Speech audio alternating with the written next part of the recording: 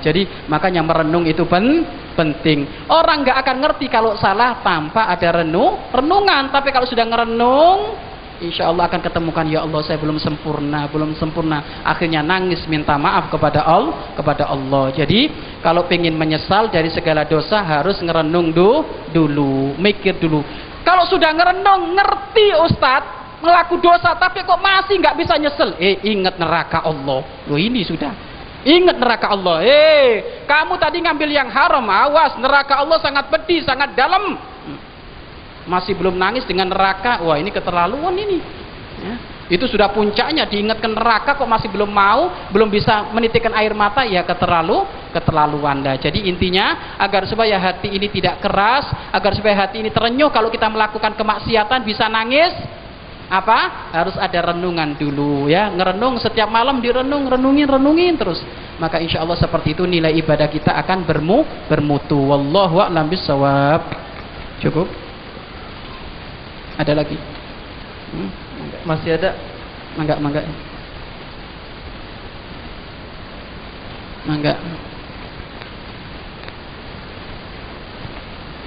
Ya, ada request. Yang mana ini? 3. Masya Allah. Ini Ustaz, ada ibu-ibu dari ibu-ibu nih. Bagaimana menghadapi orang yang egois ya, atau zalim terhadap keluarganya? 1. Kedua, bila suami selingkuh dan berzinah dengan istri orang, apa saya ikut berdosa? Itu. Kemudian yang ketiga, bagaimana kalau baca Al-Quran tidak mengerti artinya? Itu cukup Ustaz.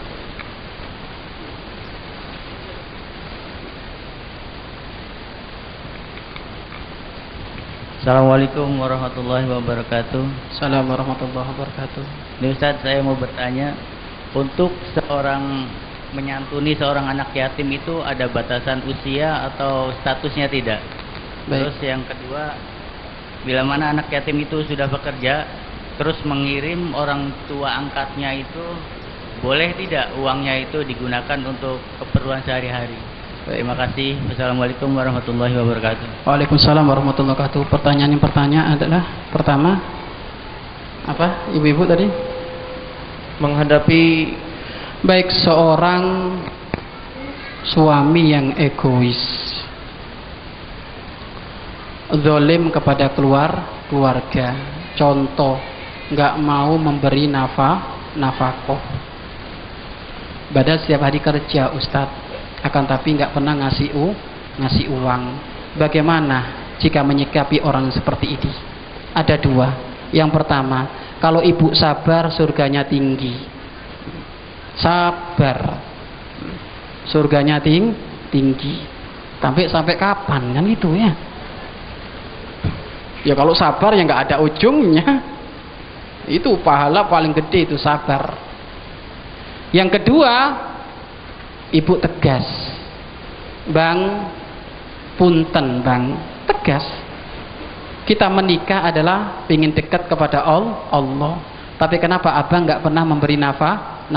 Anak kan butuh biaya sekolah, biaya ini. Nah, sehingga di dalam Islam pilihan yang kedua, orang perempuan yang menemukan suaminya zalim, perempuan itu boleh minta cerai. Boleh minta cerai. Karena urusan makan nggak bisa ditunda. Bang lapar nanti 1 minggu lagi, nggak ada. Kalau lapar hari itu ya harus dipenuhi. Ya.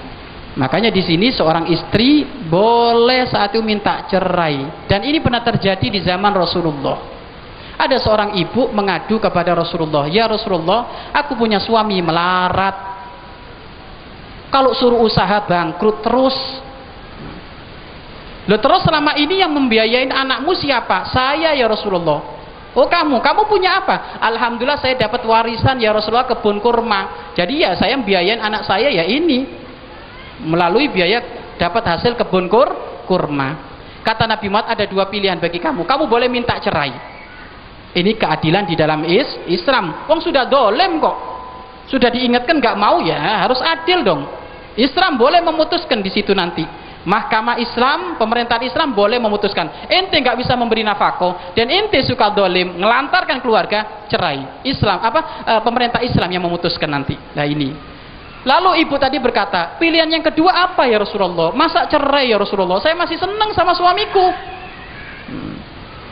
Kata sang ibu tadi itu. Jawaban yang kedua adalah engkau yang membiayain, kamu yang ngurus ekonomi keluarga, maka kamu akan dapat 3 pahala. 1 pahala infak, 2 pahala nyenengkan suamimu. Ini nggak boleh kerja kan? Yang biayain si istri kan seneng suaminya ya kan? Ini pahala gede ini.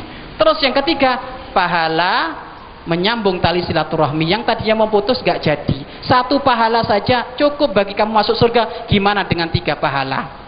Apa jawaban sang ibu tadi? Baik ya Rasulullah, saya saja yang kerja, suamiku biar ngerawat anak.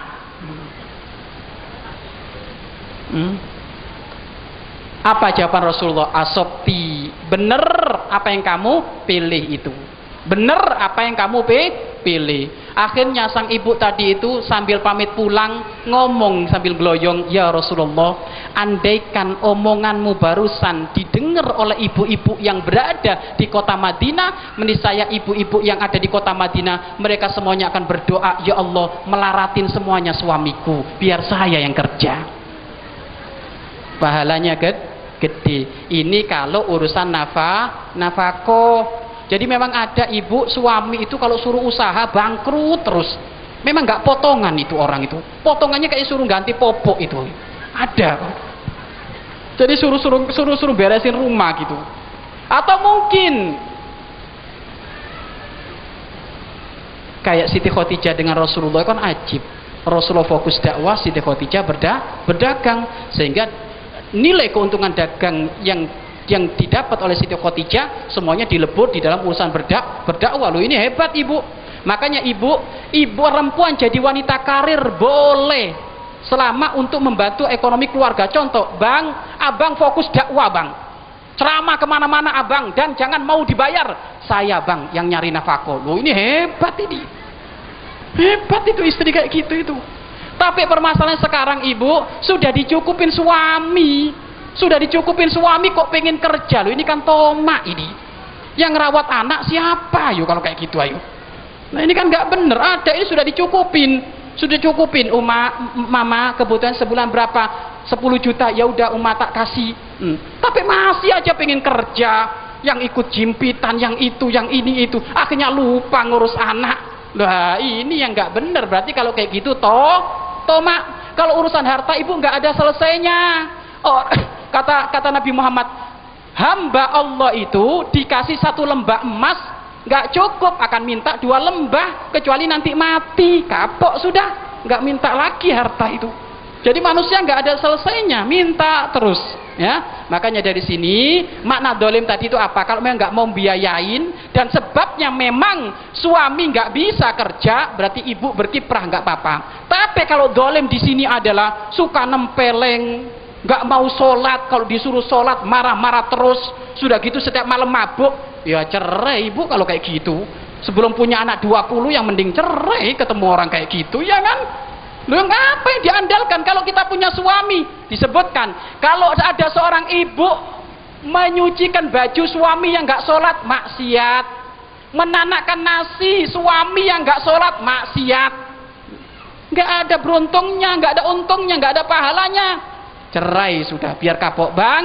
Abang mau sholat nggak? Kalau nggak bang cerai bang. Oh gitu, biar tegas kan gitu. Oh akhirnya takut, iya deh kan gitu jadinya. Loh karena ibunya nggak pernah tegas kan gitu. Selama ini kelemahannya perempuan tuh anak. Waduh anak 4 dicerai gimana? Oh, sebelum anak 20 mending cerai. Ya, makanya harus tegas, kita menikah karena Allah. Kalau nggak sholat ya jangan mau dong. Harus diingatkan. Jadi di sini dolimnya apa? Kalau memang urusan itu suka nganiaya, suka ini, ya sudah diingatkan. Kalau nggak sampai diingatkan nggak mau ya sudah tegas sudah.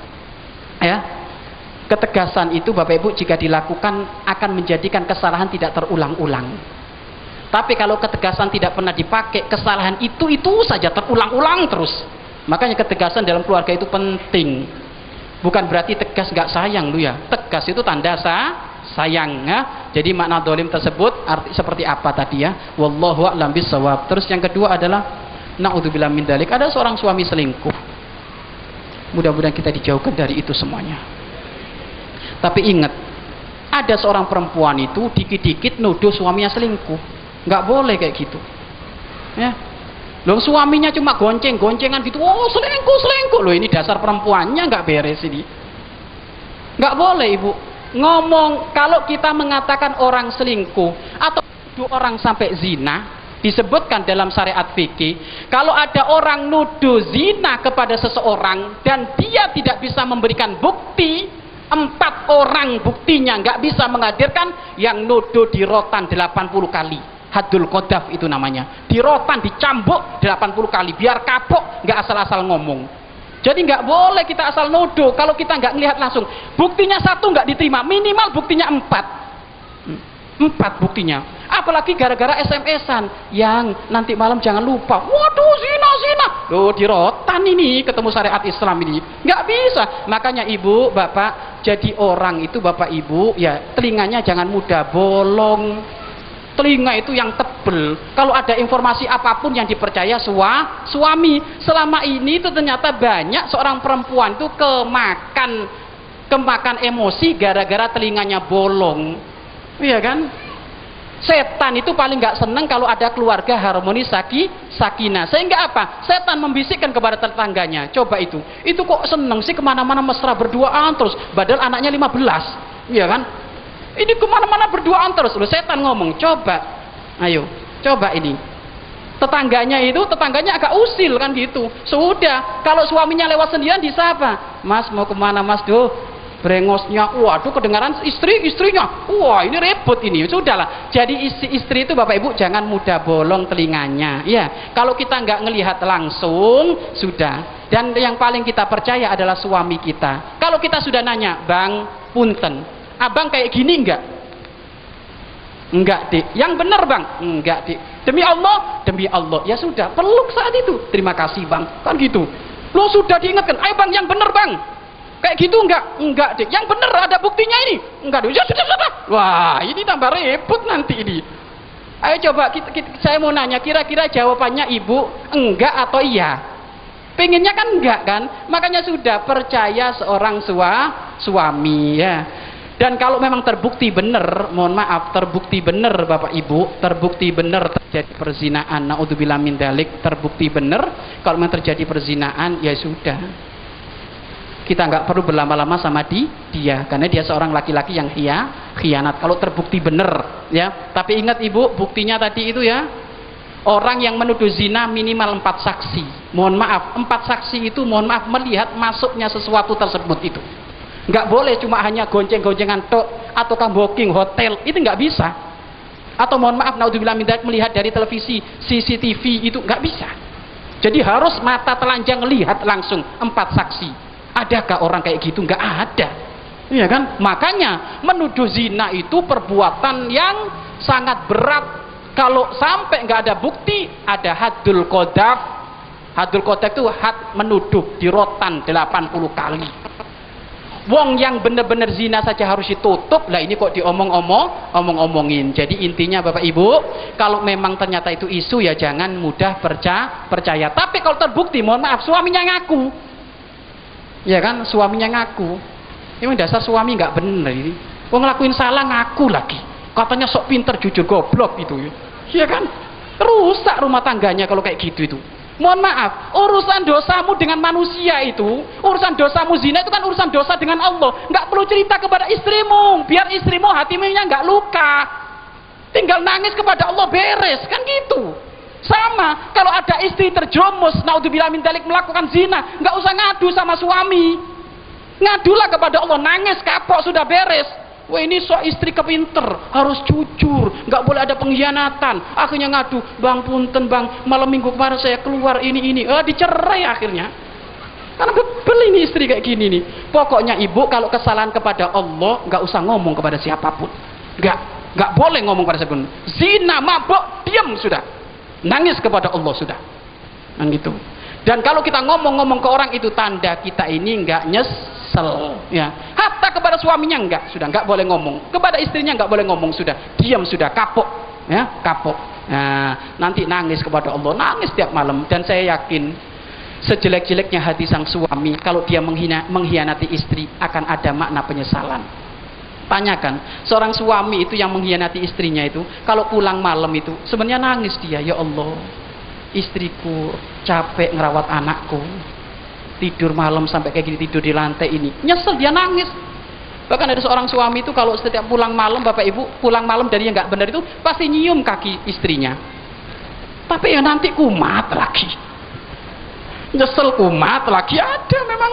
Yes, sudahlah, pokoknya urusan maksiat kepada Allah, ya, urusan maksiat kepada Allah ditutup, ceritanya hanya kepada Allah. Dan ibu tolong dibedakan, kalau ada seorang suami barangkali memang dia terjerumus kayak gitu dan dia sudah tobat, ibu nggak boleh ngungkit-ngungkit yang berkepanjangan. Wong Allah saja kepada hambanya kalau tobat memaafkan, apalagi kita. Ya wajar lah, barangkali pernah ngelihat orang goncengan lah, pernah ngelihat kok goncengan sesaat gitu, tapi dia ngomong nyesel, saya Umi nyesel, kapok, setelah ini enggak, ya sudah dimaafin, baik bang, nggak boleh diulang lagi ya bang. Barangkali yang memang nggak sengaja atau apa kan gitu, tapi yang jelas kalau sampai zina kayak gitu, kalau dia nggak tobat, nggak nyesel, maka harus ada ketegasan. Jadi intinya, perempuan jangan mudah termakan isu, jangan mudah menuju suami selingkuh macam-macam, ini enggak, ya, karena itu memang semuanya menjadikan bibit-bibit perpecahan. Tapi kalau terbukti benar, ditanya mau tobat enggak bang, kalau enggak tobat ya sudah, berarti kita berpisah kan gitu, karena nggak mau tobat, ya. Wallahu a'lam bishawab. Terus yang ketiga apa? Membaca Al-Quran tapi tidak mengerti artinya. Baca Al-Quran tapi tidak mengerti artinya mendapatkan pahala, akan tapi lebih gede orang yang ngerti artinya, ya. Jadi tetap dapat pahala orang tua kami. Baca Al-Quran ngerti nggak ngerti, bisa nggak bisa, dapat pahala. Bahkan Rasulullah pernah menyanjung orang yang baca Al-Quran belum bisa tapi mau belajar. Makanya Ustadz Tajwid jangan keras-keras kepada ibu-ibu yang tua baru belajar ngaji. Wah, jangan baca. Wah, apa keliru semuanya? Loh, ini akhirnya nggak mau baca, ini nggak bener ini. Wong Rasulullah itu bapak ibu kalau ketemu ibu yang bacaannya belepotan itu digedekan. Yang baca Al-Quran salah-salah karena dia masih belajar dapat 2 pahala. Pahala 1, pahala susahnya melafadzkan huruf Al-Quran. Pahala yang kedua sama seperti hanya orang yang bisa baca Al-Quran. Loh, Rasulullah nyanjung, lah ini Ustaz Tajwid sok keminter, nyala-nyalain terus, marah-marah lagi, panas telinga katanya, salah terus. Loh, ini nggak benar. Yang nggak benar itu orang tua kami bisa baca Al-Quran kok bacaannya disalah-salahin, ini yang haram. Ya kelas kamu Ustadz, ini kelas kamu Ustadz, kamu ini sudah bisa baca Al-Quran, males lagi, giliran baca Al-Quran ngantuk, sehingga bacaannya salah-salah. Lah ini yang haram, nggak boleh. Tapi kalau bagi ibu-ibu nggak pernah belajar Al-Quran, baru sadar umur 60 mau mati, sadar pengen belajar Al-Quran, untung ini kan gitu. Lah ini nggak boleh dimarahin, tetap dikasih support, dikasih spirit biar semangat membaca Al-Quran. Jadi baca Al-Quran bisa nggak bisa dapat pahala, faham nggak faham dapat pahala. Tapi lebih utama yang bisa baca Al-Quran plus faham Al-Quran, itu pahalanya. Makanya bapak ibu membaca Al-Quran ada 3 tahap. Yang pertama baru belajar, yang kedua bisa belajar, yang ketiga bisa belajar plus memahami Al-Quran. Loh, ini pahalanya gede. Yang keempat lagi bisa baca Al-Quran, memahami Al-Quran dan mengamalkan isi Al-Quran. Oh, ini pahala di atas pahala. Wallahu a'lam bishawab. Cukup insyaallah. Tadi apa? Anak yatim batasnya sampai kapan Pak Ustadz? Anak yatim ya sampai balik. Kapankah orang tua wajib memberi nafkah kepada anak? Mulai dari kecil sampai balik. Kalau sudah balik, anak itu dianjurkan mencari nafkah sendiri. Akan tetapi kalau orang tua memberi, yaitu karena memang lapang dadanya orang tua. Sehingga ada kan sudah kawin punya anak 2 masih aja disokong sama orang tuanya kan gitu. Nah itu memang ya kedermawanan orang tua. Tapi hakikatnya kewajiban orang tua kepada anak memberi nafkah sampai usia balik. Kalau anak usia balik itu sudah suruh nyari sendiri. Maka sama yatim piatu itu kita memberi kepada anak yatim piatu itu di saat belum usia balik. Kalau sudah usia balik maka hendaknya saat itu adalah dikasih usaha saja, biar dia usaha sendiri, nggak perlu disokong lagi sudah. Nah seperti itu ya, wallahu a'lam bishawab. Terus yang kedua apa tadi?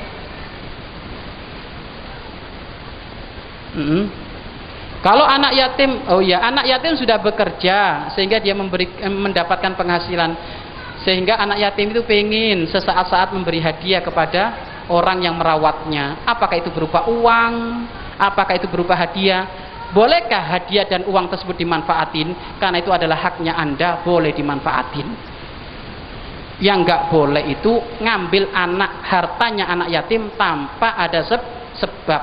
Tadi itu yang makan harta anak yatim seperti hanya makan neraka itu kan ngambil hartanya anak yatim berlebih-lebihan atau tanpa sebab. Kalau ini memang anak yatim ngasih hadiah atau mengucapkan terima kasih kepada orang tua angkatnya, maka tidak apa-apa, itu harta miliknya orang tua, boleh dipakai, tidak masalah. Wallahu a'lam bishawab.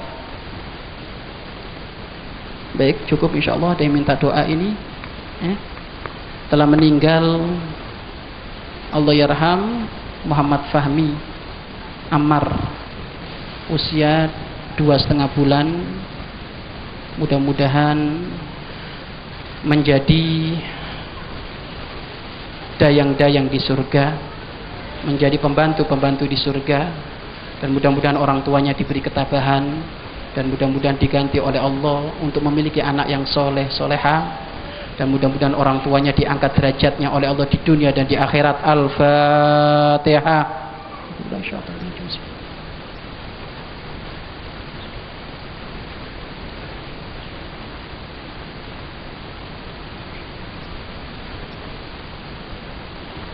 Ada yang sakit, Ibu Darnia dan juga Ibu Haja Mimin dan juga Bapak Haji Sarjan. Mudah-mudahan cepat diberi kesembuhan oleh Allah Subhanahu wa taala, dan mudah-mudahan rasa sakitnya adalah menjadi peleburan dosa, pengangkatan derajat, dan mudah-mudahan keluarganya diberi ketabahan di dalam merawat, dan mudah-mudahan biaya yang dikeluarkan dari urusan sakitnya mudah-mudahan menjadi infak yang diterima oleh Allah, menjadi sedekah yang diterima oleh Allah, dan diganti dengan lebih banyak dan lebih berkah. Al-Fatihah. A'udzubillahi minasyaitonir rajim. Bismillahirrahmanirrahim. Alhamdulillahirabbil alamin arrahmanir rahim maliki yaumiddin iyyaka na'budu wa iyyaka nasta'in ihdinas siratal mustaqim siratal ladzina an'amta 'alaihim ghairil maghdubi 'alaihim waladdallin amin. Terima kasih. Sebenarnya Bapak Ibu, di tahun baru Hijriah ini ada satu yang ketinggalan tentang urusan renungan dan evaluasi. Makanya insya Allah dalam urusan evaluasi renungan ini insya Allah akan kita sampaikan pada pertemuan Majelis Maulid minggu depan ya. Minggu depan ada di mana? Masjid Al-Muhajirin. Masjid Al-Muhajirin. Tahu Ibu ya? Datang semuanya. Enggak tahu. Ibu enggak tahu ini di mana Masjid Al-Muhajirin? Geraha Matel. Geraha apa? Di seberang situ. Baik. Nanti diinformasikan ya. Jadi Majelis Maulid malam Ahad keempat nanti di Masjid Al-Muhajirin, berada di Geraha Asri. Geraha Asri mah enggak hadir di situ, acaranya Ba'da Isya. Insya Allah di situ nanti kita akan bahas renungan selama 1 tahun yang sudah kelewat. Ini saja. Dan juga terakhir minta doa untuk Bapak Isharyanto yang juga sedang sakit, mudah-mudahan cepat diberi kesembuhan oleh Allah Subhanahu wa taala, penyakitnya diangkat oleh Allah, dan mudah-mudahan rasa sakitnya menjadi peleburan dosa dan pengangkatan derajat. Al-Fatihah. A'udzubillahi minasyaitonir rajim. Bismillahirrahmanirrahim. Alhamdulillahirabbil alamin. Ar-Rahmanir Rahim Maliki Yaumiddin. Iyyaka na'budu wa iyyaka nasta'in ihdinas siratal mustaqim siratal ladzina an'amta 'alaihim ghairil maghdubi 'alaihim waladdallin amin. Bismillahirrahmanirrahim. Alhamdulillahirabbil alamin. Allahumma shalli wa sallim ala sayyidina Muhammad wa ala ali sayyidina Muhammad. Allahumma ya Allah, ya Allah, ya Allah. Cintailah kami semuanya ya Allah. Sayangilah kami semuanya ya Allah. Rindukan kami semuanya ya Allah. Jadikan kami semuanya hamba-hambamu yang kau pilih ya Allah. Jadikan kami semuanya hamba-hambamu yang kau cintai ya Allah. Dan jadikan perkumpulan ini perkumpulan ahli surgamu ya Allah. Jadikan perkumpulan ini perkumpulan ahli surgamu. Anak-anak kami jadikan ahli surgamu ya Allah. Keluarga kami jadikan ahli surgamu ya Allah. Dan jauhkan dari kami ya Allah budaya-budaya kafir ya Allah. Bencikan di dalam hati kami budaya-budaya kafir ya Allah. Selama ini ya Allah banyak di antara kami mengikuti budaya-budaya kafir. Akan tapi setelah malam hari ini ya Allah, bimbing kami semuanya untuk mencintai budaya-budaya Islam ya Allah. Beri kecintaan kepada kami tahun baru Hijriah. Beri kecintaan kepada kami ya Allah nuzulul Quran. Berikan kecintaan kepada kami ya Allah Isra Mi'raj. Dan berikan kecintaan kepada kami ya Allah hal-hal syiar Islam yang lainnya ya Allah. Begitu juga ya Allah anak-anak kami ya Allah, bimbing mereka semuanya untuk senantiasa mengidolakan para kekasih-Mu ya Allah. Jangan sampai anak-anak kami ya Allah mengidolakan musuh-musuh-Mu ya Allah. Sungguh kami takut ya Allah jika anak kami mengidolakan musuh-musuh-Mu, berarti anak kami ya Allah pengikut mereka ya Allah. Kami khawatir di saat mereka mati menjadi pengikut-pengikut mereka ya Allah. Akan tapi kami mohon para orang tua yang duduk di tempat ini, mohon jadikan anak-anak kami ya Allah anak-anak yang bisa memuliakan orang tuanya ya Allah. Jadikan anak-anak kami anak-anak yang soleh solehah ya Allah. Begitu juga kami orang tua ya Allah, jadikan orang tua yang soleh solehah. Jadikan kami semuanya orang tua yang bisa memberi suri tauladan kepada anak-anak kami ya Allah. Bimbing kami para orang tua bisa memberi suri tauladan kepada anak-anak kami ya Allah. Bermudah bagi kami para orang tua untuk bisa bangun malam memberi contoh kepada anak kami, solat berjamaah memberi contoh kepada anak-anak kami, membaca Al-Quran memberi contoh kepada anak-anak kami, melakukan amal-amal kebaikan memberi contoh kepada anak-anak kami ya Allah. Ya Allah, ya Allah, ya Allah, ya Allah. Panjangkan umur kami ya Allah dalam keadaan taat dan sehat walafiat. Panjangkan umur kami ya Allah dalam keadaan taat dan sehat walafiat. Jika ada yang sakit ya Allah cepat beri kesembuhan.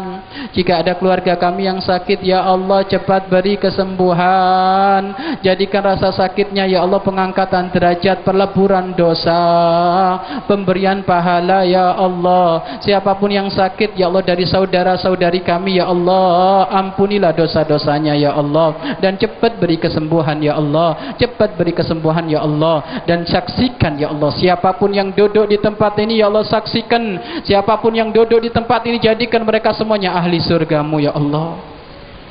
Jadikan kami semuanya ahli surgamu ya Allah, ahli surgamu. Dan ampunilah dosa-dosa kami ya Allah. Ampunilah dosa-dosa kami di tahun kemarin ya Allah.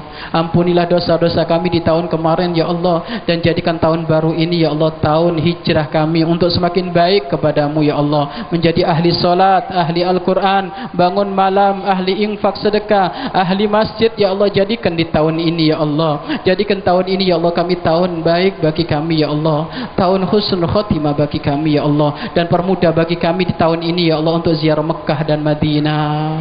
Permudah bagi kami di tahun ini ya Allah untuk ziarah Mekah dan Madinah. Permudah di tahun ini ya Allah untuk bisa ziarah Mekah dan Madinah. Dan jadikan kami semuanya ya Allah kelak meninggal dalam keadaan husnul khatimah. Meninggal dalam keadaan husnul khatimah. Husnul khatimah. Senantiasa hati dan lidah kami mampu mengucapkan kalimat agung dan mulia, La ilaha illallah Muhammadur Rasulullah.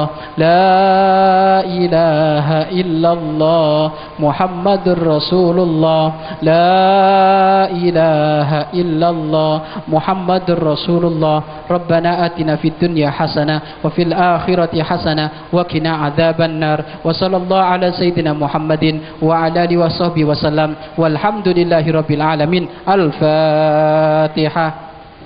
Bismillahirrahmanirrahim. Bismillahirrahmanirrahim. Alhamdulillahirabbil alamin. Ar-Rahmanir-Rahim. Maliki yaumiddin. Iyyaka na'budu wa iyyaka nasta'in. Ihdinas siratal mustaqim. Siratal ladzina an'amta 'alaihim ghairil maghdubi 'alaihim waladdallin. Amin. Jangan lupa orang tua kami ketemu malam Ahad depan ya di Masjid Al-Muhajirin. Ini saja yang bisa kami sampaikan. Terima kasih. Wabillahi taufiq wal inayah. Wassalamualaikum warahmatullahi wabarakatuh. Waalaikumsalam warahmatullahi wabarakatuh. Syukran katsiran kita ucapkan kepada guru kita. Alhamdulillah.